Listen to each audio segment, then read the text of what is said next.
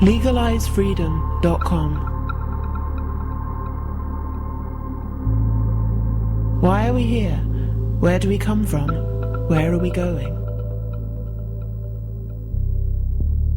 From the nature of reality to the future of humanity.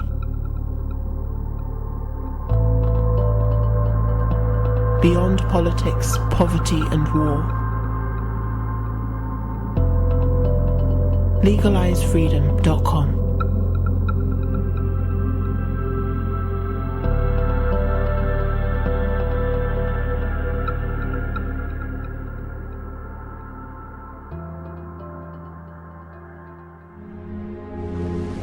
Die internationale Finanz, sie blieb brutal rücksichtslos, sie presste unser Volk aus, soweit sie konnte. Die Staatsmänner der alliierten Nationen, sie blieben hartherzig. Im Gegenteil, man sagte damals ganz eiskalt, dass wir 20 Millionen Deutsche zu viel seien. 1939 haben nun diese Westmächte die Maske fallen lassen. Sie haben Deutschland die Kriegserklärungen geschickt. Trotz all unserer Versuche, trotz unserem Entgegenkommen. Sie geben es heute ganz ungeniert selber zu. Jawohl, Polen hätte wahrscheinlich eingewilligt, aber das wollten wir nicht. Sie geben es heute zu, dass es möglich gewesen wäre, leicht eine Verständigung herbeizuführen. Aber sie wollten das nicht. Sie wollten den Krieg. Guten! Das haben mir einst meine inneren Gegner auch gesagt. Ich habe ihnen auch so auf die Hand gegeben. Sie haben sie zurückgestoßen. Sie schrien auch, nein, nicht Versöhnung, nicht Verständigung, sondern Kampf. Gut, sie haben den Kampf bekommen. Und ich kann Frankreich und England nur sagen, auch sie werden den Kampf bekommen.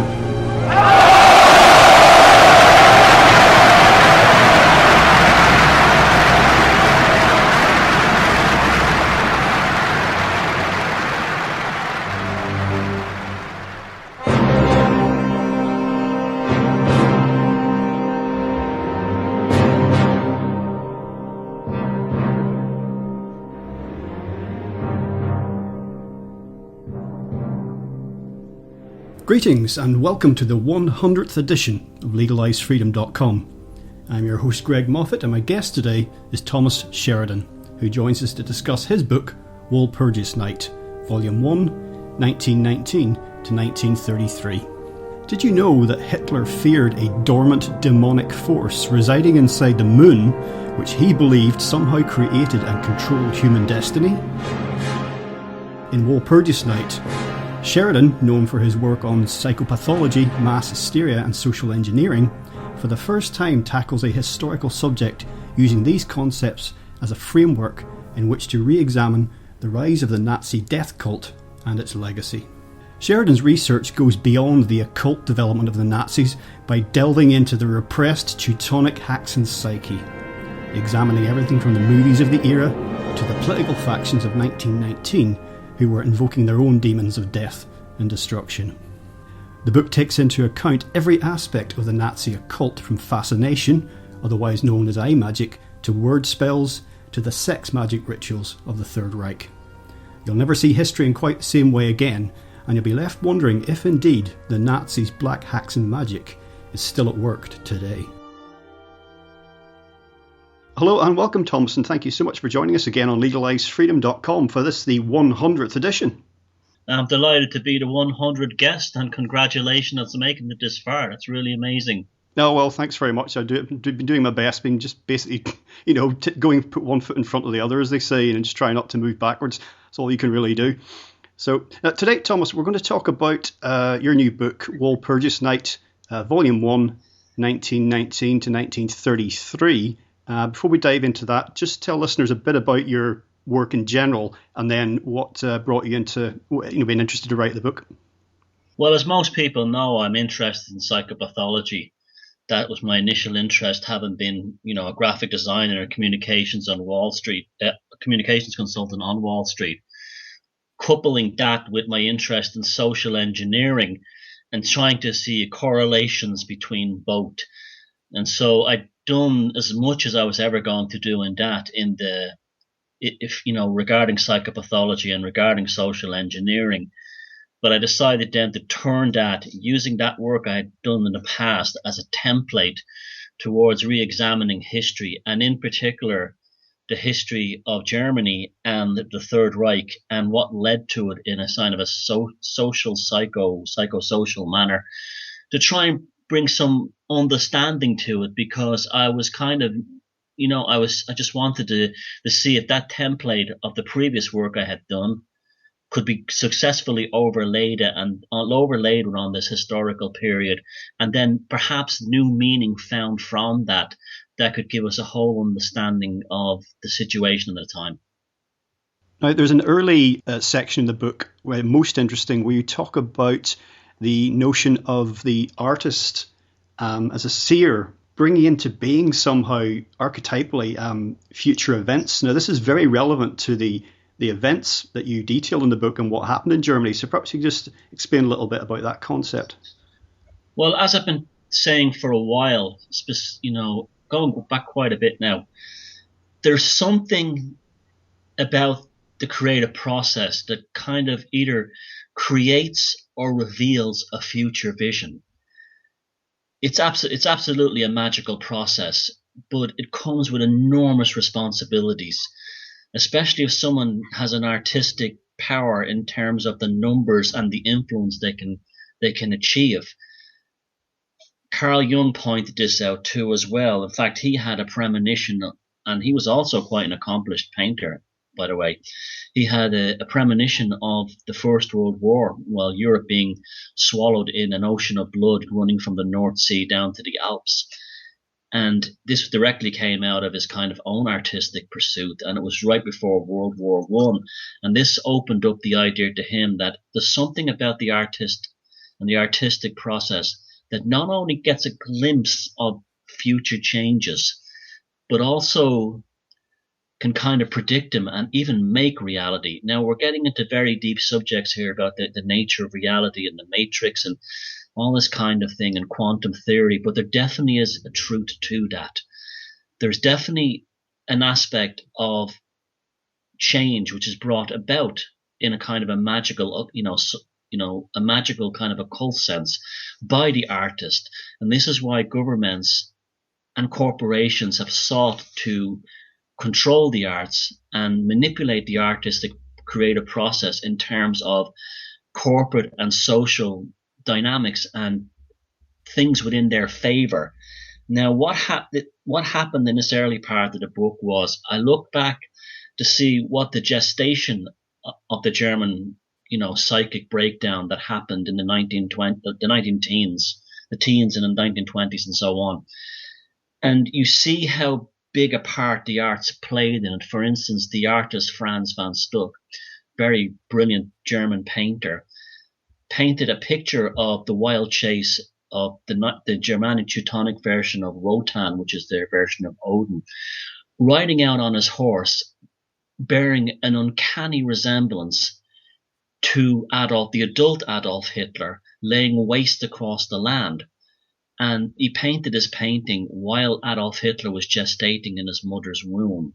There were also several poets and other artists who had similar kind of ideas around this period, and particularly what is perhaps one of the greatest instinctual magicians of all time, Richard Wagner, was also heavily involved in this. And all of this artistic process in Germany in the mid to late Victorian era, spilling over into the early 20th century, literally created a kind of a womb in which Adolf Hitler and National Socialism was gestated. Reading this section of the book, it recalled in my mind again some interviews I'd done about remote viewing, and it almost felt like a parallel there. You're drawing something from another point in time, and you mentioned quantum theory, and we think about non-locality and about how space and time are kind of illusions in a way, and that everything exists simultaneously. So that got me to thinking about that. It's true, because there's an introduction to this book where I had a similar experience myself, which was, I'll tell people about now, I usually start every project, whether it's a musical one or a film or a book, with sketches that I do I have a large A2 sketchbook with large pages on them. And I just randomly go on a kind of a stream of sort of like doodling consciousness, and I write down words. And I said to myself, I'm going to do a history, an occult and psychosocial history of the Third Reich. And I'd already decided this following a visit to an SS bunker in Norway that left me kind of profoundly changed. And so while I was doing this, I drew a picture of, for some inexplicable reason, a British World War I tank with the German Iron Cross on it. And above it, a picture of what looked like a kind of an alien or a demon or a djinn in a skull and crossbones motif. Well, to my amazement, a few days later, while looking at, because I find that things like cinema and popular literature are very good ways to read the history of society at the time. And one of the great assets of studying National Socialism and that period in Germany is there's a wealth of cinematic, resources you can pull upon that helps you understand these dynamics more carefully and more closely. And there in the middle of all this was a poster for a movie called Nerven, which was set in Munich in 1919, which is the flashpoint of this book, Walpurgis Night, Volume 1. And there was the advertising poster for the movie showing a very similar, almost identical djinn, alien, demon, archon, whatever you want to call it, rising out of the ruins of Munich in Walpurgis Night, Beltane, 1919. And then that was the point I realized that I was actually invoking this myself. Now, it was not a pleasant experience, Greg, if I'm honest about it. Even talking about it right now, I'm a little nervous because it happened at the same time I was doing some very intense research into Jimmy Savile and my belief that he's a serial killer and was potentially involved with the Yorkshire Ripper. And I had an experience that felt very much like a psychic attack, in that I felt like I was literally being drained out of my body, and it just dawned on me then that I touched into something. And I said, well, I'll see how I feel in a few days. And a few days later, I felt a lot better. It was almost like I was being tested or something. But as you say, remote viewing, I think there's an element of to that artists have. And I also think there's an element of, I don't know, we can tap into aspects of other consciousness, perhaps even what people call the Wetiko or the Archons, or whatever you want to call this, like the Jinn, this non-human intelligent consciousness that appears to be on this planet that has an interest, shall we say, in human affairs and not always within our best interest.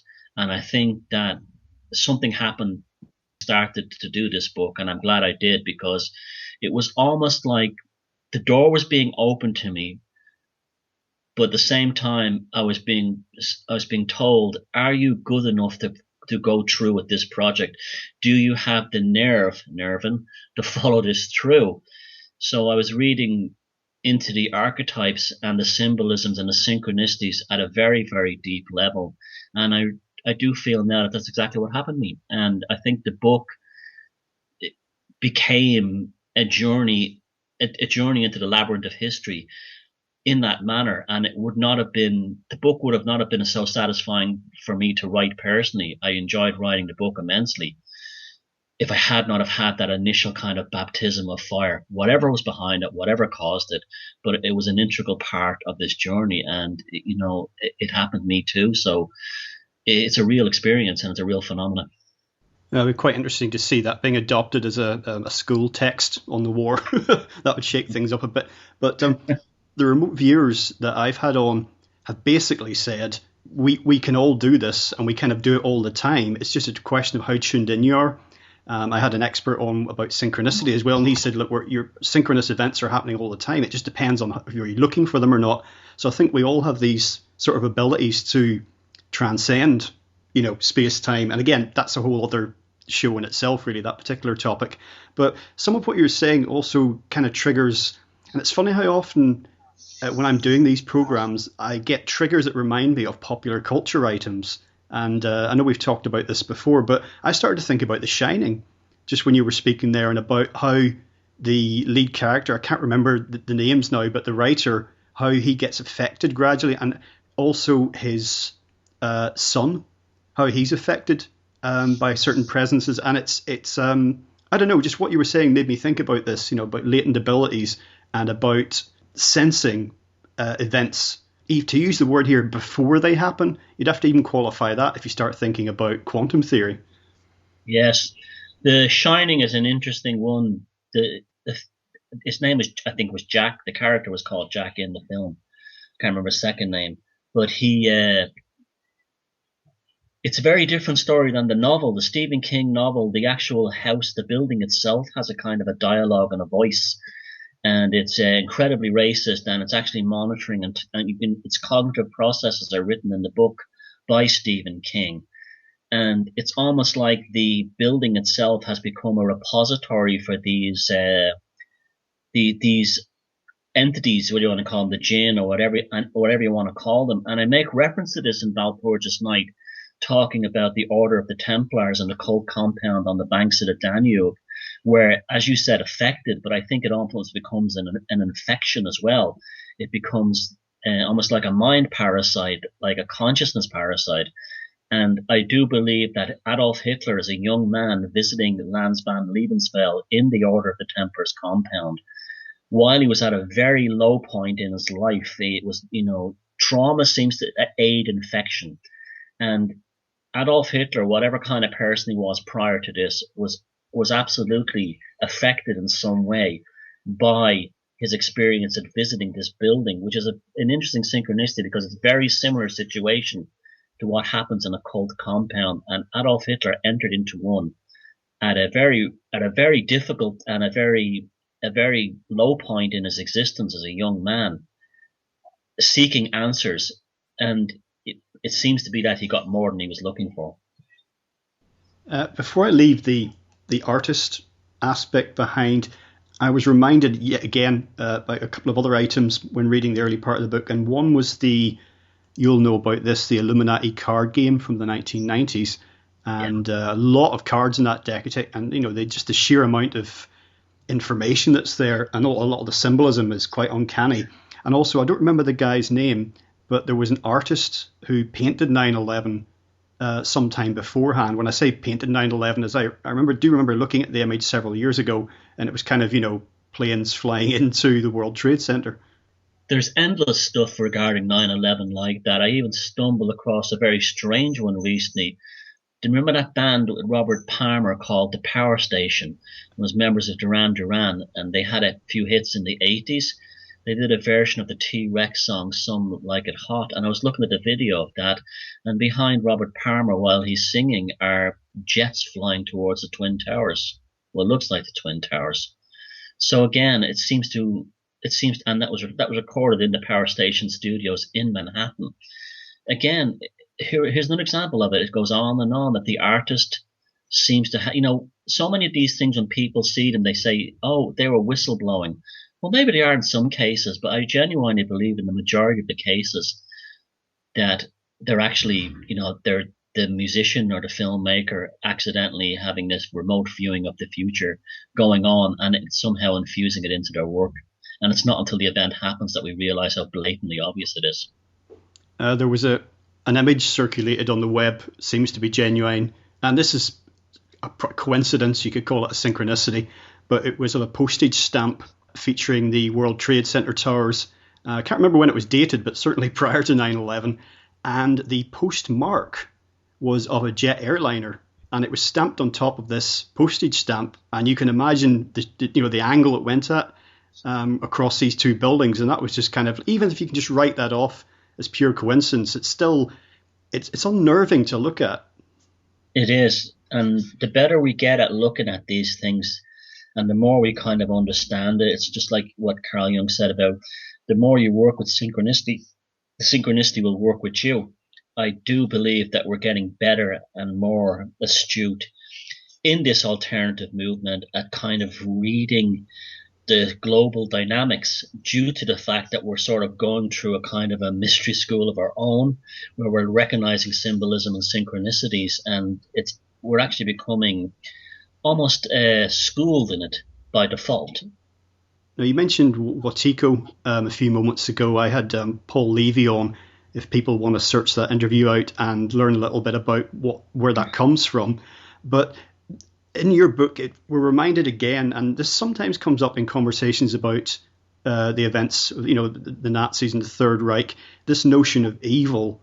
And it's very fashionable these days to dismiss that as like, oh, well, there isn't such a thing as evil. There's just bad people. But there's something powerful here in that Wetiko concept that does seem to be, and it's almost like in denying it, we're partly doing its work. It recalls, just anything that falls into the category of that which cannot be named. And it seems to be something palpable, no matter how much we try and deny it. Well, I totally accept the idea of evil as a real force for whatever reason in the cosmos. And like you said, all comes out of psychiatry. Psychiatry has been very much obsessed and involved with the idea of saying that there's no such thing as evil, that it's all chemical imbalances, or it's neurology, or it's schizophrenia, whatever. But I discount that. I think in some cases they're right. There is like chemical imbalances that causes otherwise normal people to do things, not chemical imbalance, neurological damage, which causes otherwise normal people to do appalling things. But I absolutely believe that energy is a force.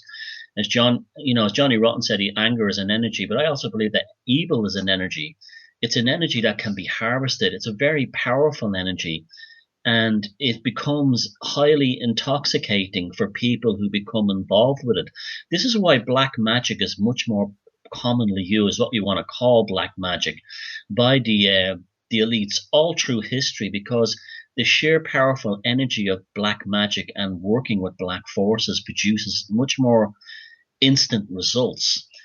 It gets the answers and it gets the results very, very quickly in a way that is sort of a methodological rebuilding of reality in a very wise and mature way won't. It's almost like the prostitute version of magic. You get instant results, but you also come with an enormous price, because it's inherently dangerous to actually go down this path.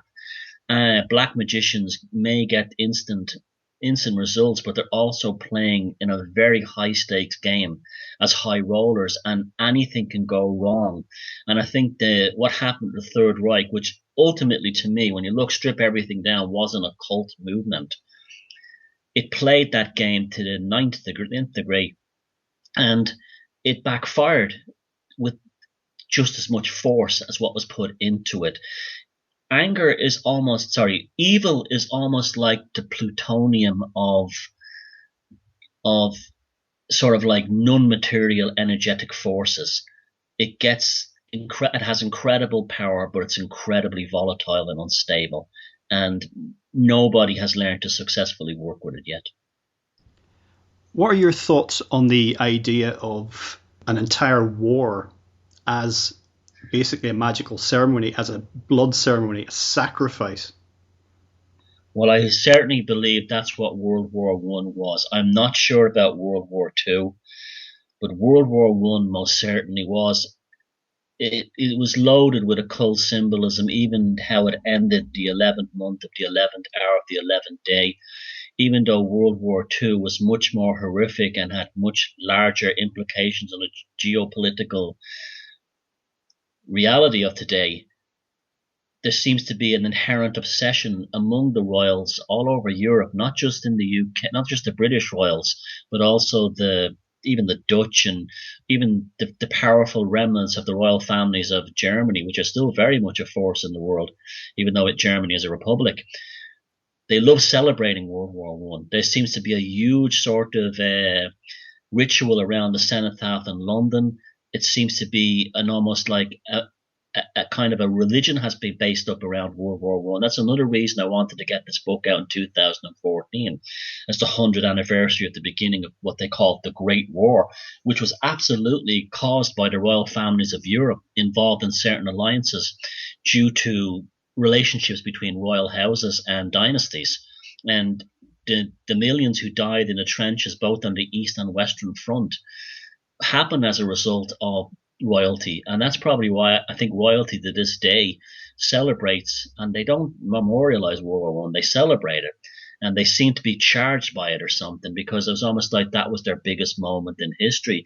And also, World War One didn't end with Armistice Day in 1918. The remnants continued on, as I point out in the book, all over Europe until way into 1920. It was still going on. It was just that the war on the Western Front had an armistice had been declared, but it was still going on, fractured all over the world. Even in Ireland, the Irish War of Independence was basically a spillover from World War One, as there were many other, conflicts around Europe and right into the Russian Soviet Revolution.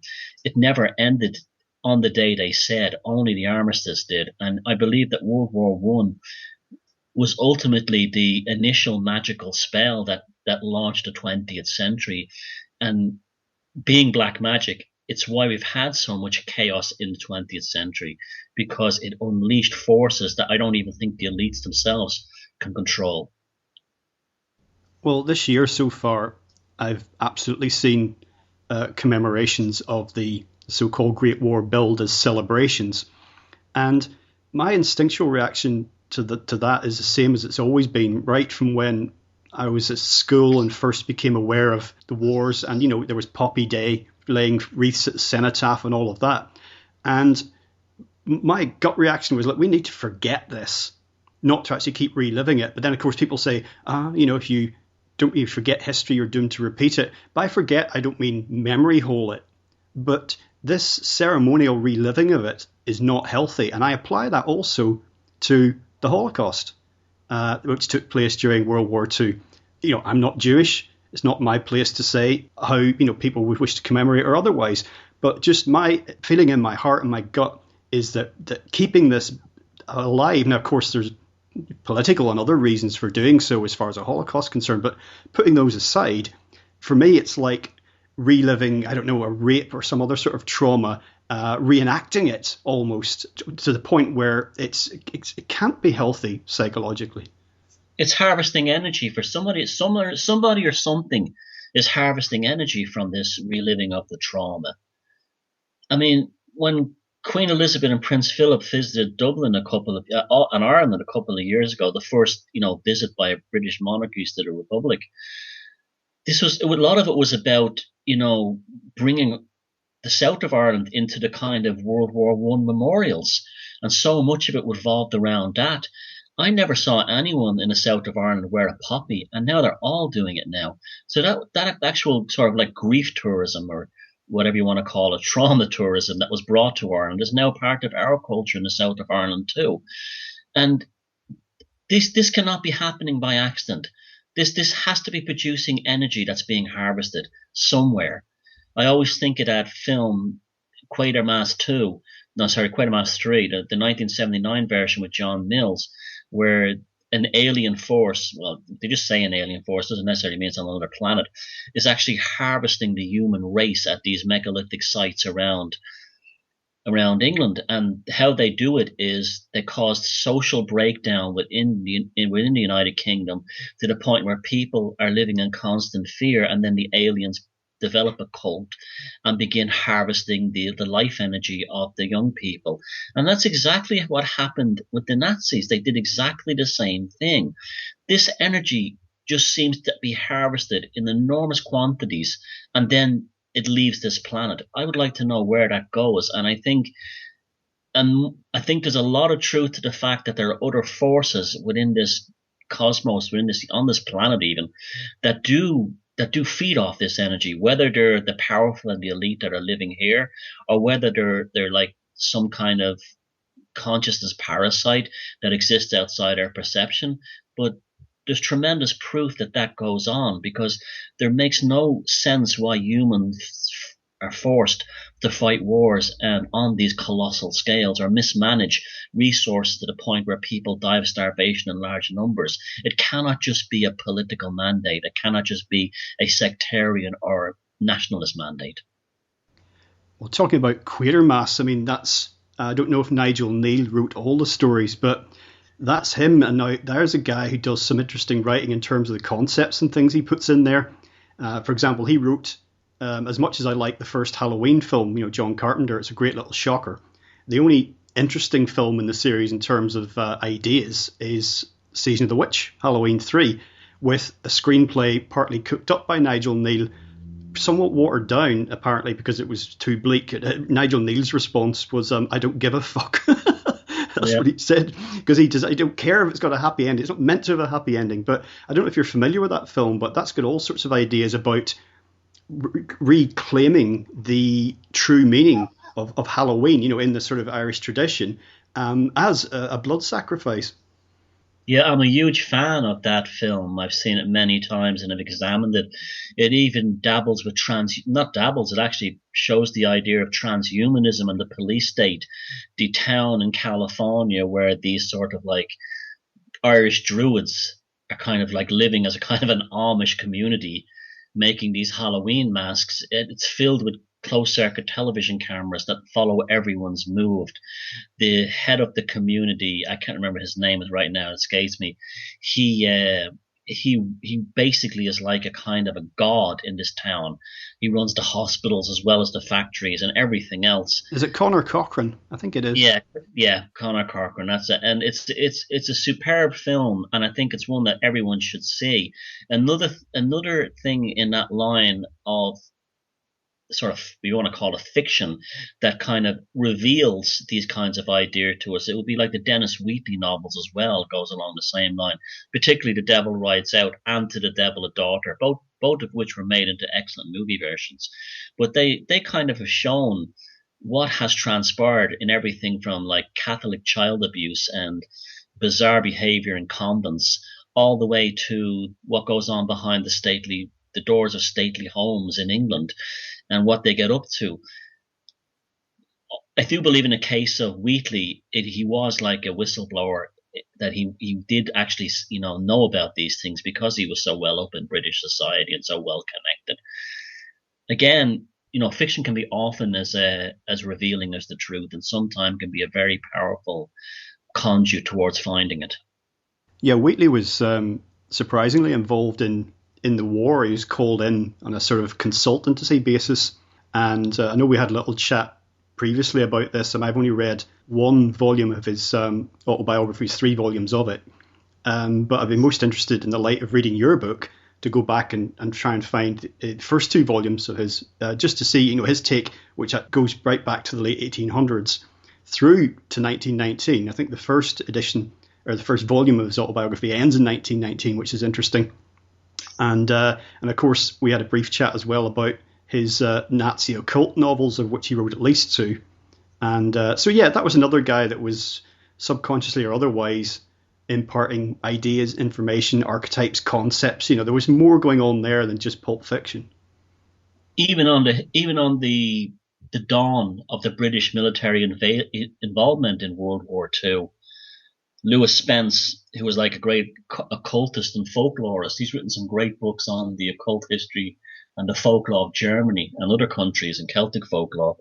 He wrote a book called Occult Causes of the Present War, and he laid out precisely what was happening in terms of a kind of an occult, supernatural, Luciferian, what I call termed Black Häxan paganism, the philosophy of might and power, and all his kind of ideas of entrenched Darwinism in a kind of a spiritual blood sense. And he laid it all out on the eve of the war, basically pointing out that, this is what was happening to Germany. Germany was under a kind of a gigantic black magic spell, and we're not fighting with a regular enemy here. It's not going to be like World War I. We're not going to be fighting with a nation that will just, fight a war like we're used to. They will have whole new methods and approaches to war, because they've basically thrown out the rule book of engagement in sort of geopolitics and also in terms of military, and reverted in a very high-tech sense back to the unresolved aspects of the Teutonic psyche that's rooted in the darkness of the Black Forest and the hills and all these other aspects of the the archetypal core of the Teutonics. They brought this back in a kind of a technological sense, and this is what you will face. You will not face the same troops that you faced in the trenches. And the British Expeditionary Force, when it landed with the Free French forces in France during the Battle of France in 1940, were shocked when they came face to face with the SS. They could not believe what they were hearing of SS troops going into churches and removing crucifixes from walls, or turning the crucifix upside down and saying Jesus was the bastard son of a Jewish whore. How the SS had no regard for human rights or prisoner rights. When they would capture British prisoners, there seemed to be almost like a sacrificial slaughter using these daggers that had weird symbolism on them. And exactly what Lewis Spence predicted, the initial British Expeditionary Force, which to its credit almost stopped the Nazis very early on in the war. But what happened was that the British administration got cold feet and called them all back to Dunkirk. And this was a sort of a huge psychological blow to through the British, morale, until they escaped from Dunkirk. And then the British leadership under Churchill then kind of rebuilt that into a magical spell that allowed them to kind of like then begin fighting this almost like supernatural war with the Nazis on a kind of a non-material level. And it's hugely reflected in propaganda, but lots of other things too, that they finally began to understand what the Nazis really were. And Lewis Spence had predicted this, and you tell me now that Dennis Wheatley was brought in some capacity by the British government. I suspect it was so he could actually read the minds of the Nazis and help the actual British war, authorities or administration to actually fight on a level that they could actually understand them, or at least predict them. And of course, Churchill wasn't exactly just a regular guy. I mean, it's said that he did nothing of note before the war or after, but he's a popular hero in Britain still to this day. Perceived as the guy that basically won the war. But there's a dark side to that guy. Before World War II, he was in charge of the Admiralty for World War I. And in order to get new ships built for the Royal Navy, he deliberately sacrificed, I think it was 5 British warships, which he declared obsolete in the Dardanelles against the Ottomans, who had heavy artillery guns on either side of the Bosphorus Straits. And they basically slaughtered these British warships using heavy artillery mounted on the coast. And it cost the life of 5,000 British servicemen. Royal Navy servicemen, to which Churchill's only comment was, the ships were obsolete and now we have a chance to replace them. So he was a pretty dark character himself, long before he even became Prime Minister.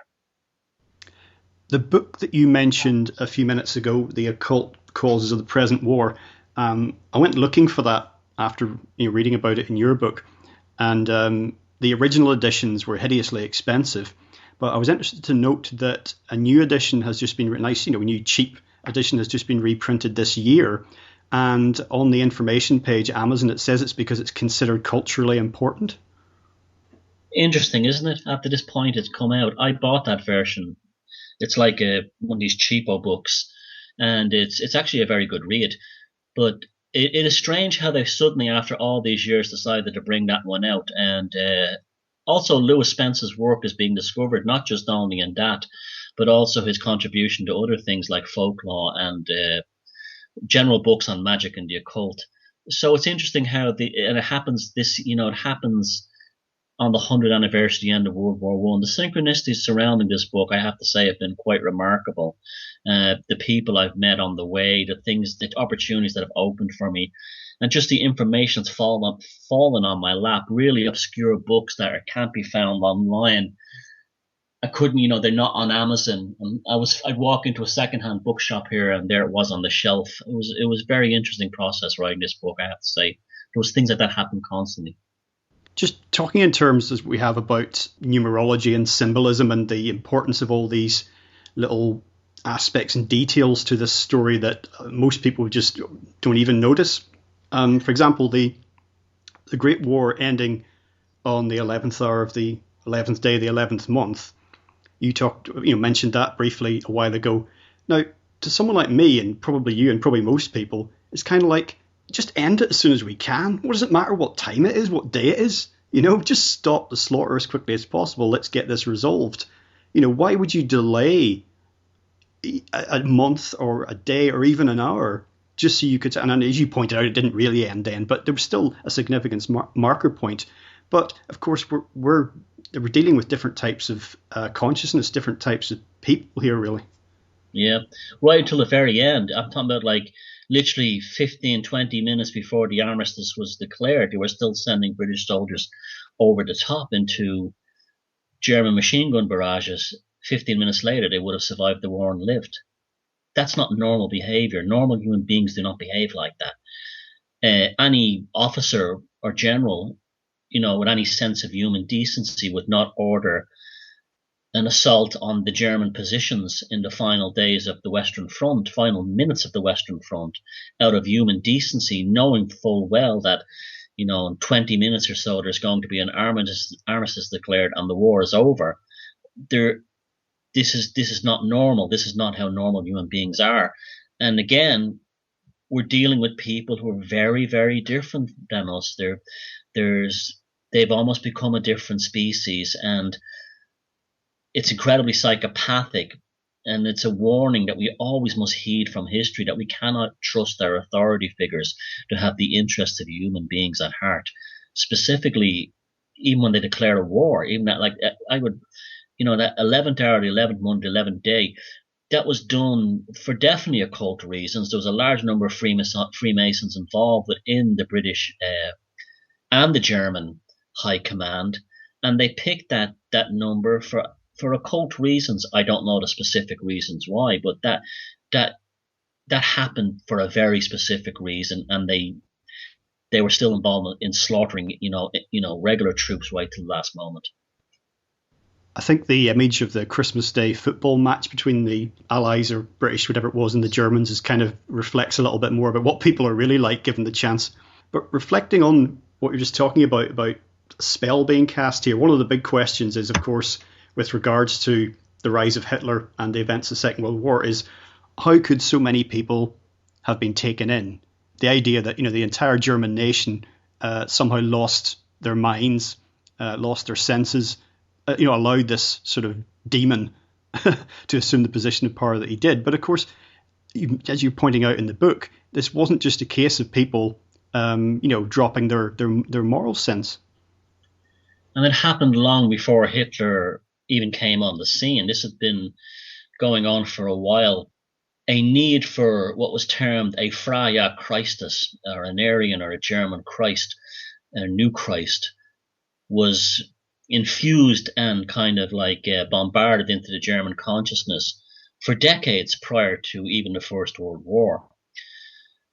The German social theorist Max Weber, he said, in a modern democracy, in order for people to, row behind a leader with a sense of inspiration and a sense of destiny, the leader of the country just cannot be a bread and butter economics man who takes care of the price of bread, the inflation rate, the unemployment rate. He has to bring the nation on a magical quest, on a magical destiny.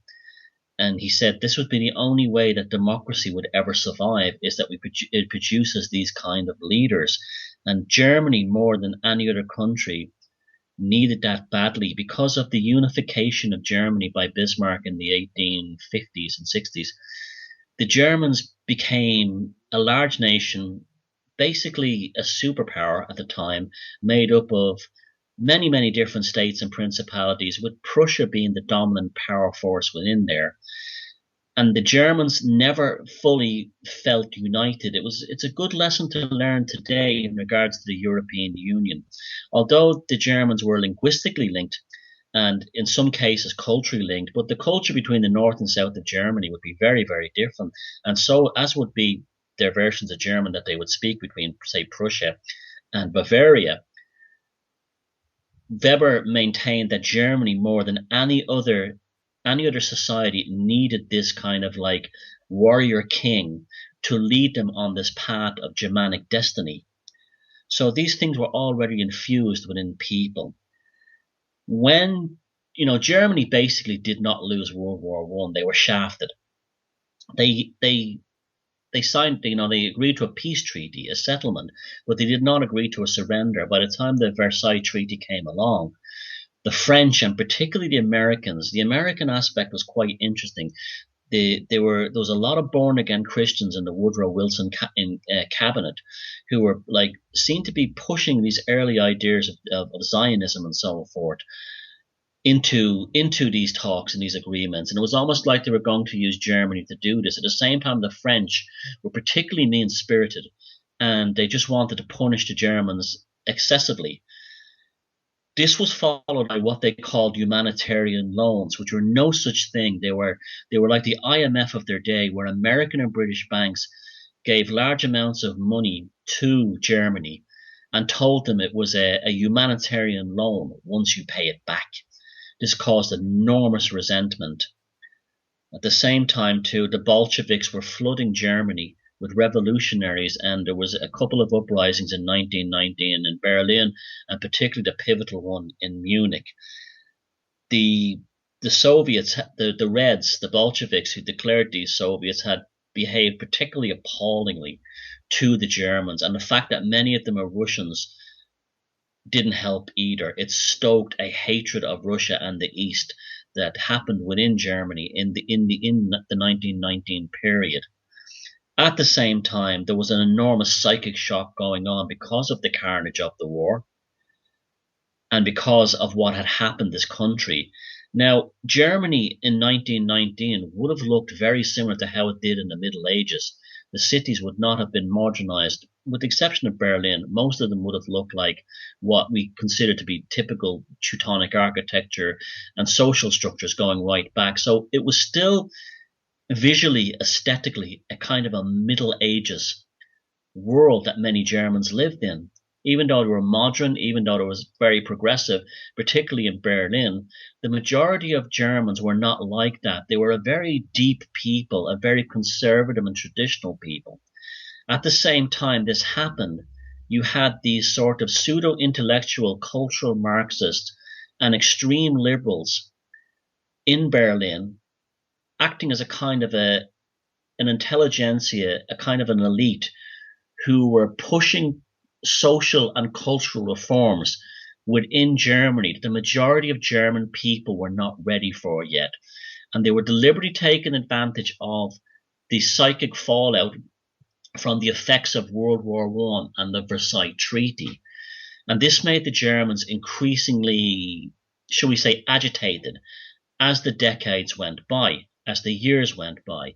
And to their credit, most of them were very well behaved. They did not indulge in sectarianism. They did not go looking for scapegoats. They were very well aware that the problem specifically lay with international globalists and the banks, particularly British and American banks.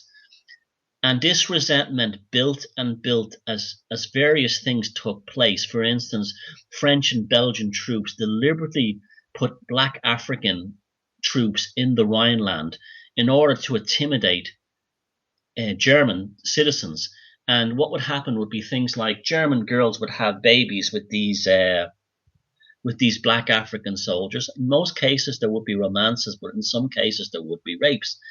And it was seen as an antagonistic move by the French to deliberately use these Black African troops as pawns in the Rhineland in order to mock the Germans. So at every turn, the German people were mocked, they were ridiculed, and their life was made difficult. They were desperately in need of a savior. So when this guy the first initial event that really looked like things were going to change was when the Free Corps and the Thule Combat League, descended on Munich on Walpurgis Day and Night and Beltane 1919 and routed out this vicious Bolshevik administration which was running a Bavarian Soviet. it seemed like to the people in Munich, a ray of hope for the first time. They never forgot the braveness of the Prussian Freikorps troops when they entered the city, and so ruthlessly discarded the Bolsheviks and sent the leaders like running back to the Soviet Union. Then there was a need then for a change, and this led towards what they call the Munich beer hall push. You see, this is a big issue for me in when I was writing this book. I've read so many books on the subject that were nothing but polemics written by academics. We would be writing literally you could read the book and every paragraph would have an editorial which basically would call the German people idiots and basically say, oh, they were just stupid for accepting the Nazis, without actually trying to go and look at what these people were actually affected by during those days that put them into this.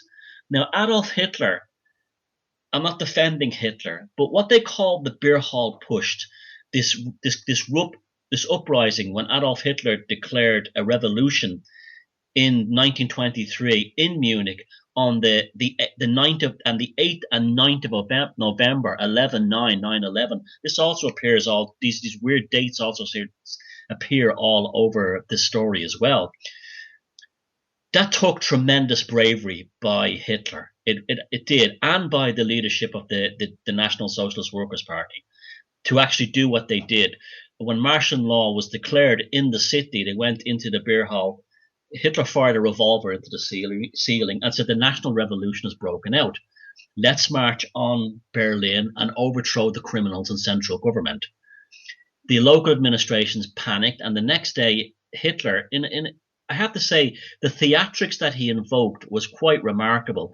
He smashed a beer glass in the hall after giving this incredible speech. The fragments of the glass smashed all over the ground, and instantaneously people who had never heard Hitler before started grabbing fragments of the broken beer glass to use them as relics. So whatever Hitler's speech was, in terms of his wording that he used, he was a master of linguistics and neuro-linguistic programming, and also magic, because he'd learned all this kind of thing in his own occult training, which there is massive, excellent evidence, not just circumstantial evidence, to show that he knew exactly what he was doing, and he had learned how to use words to spell down people. When he smashed the glass, he then announced that there was going to be a march the next day, the 9th of November, 11/9 or 9/11, in Munich.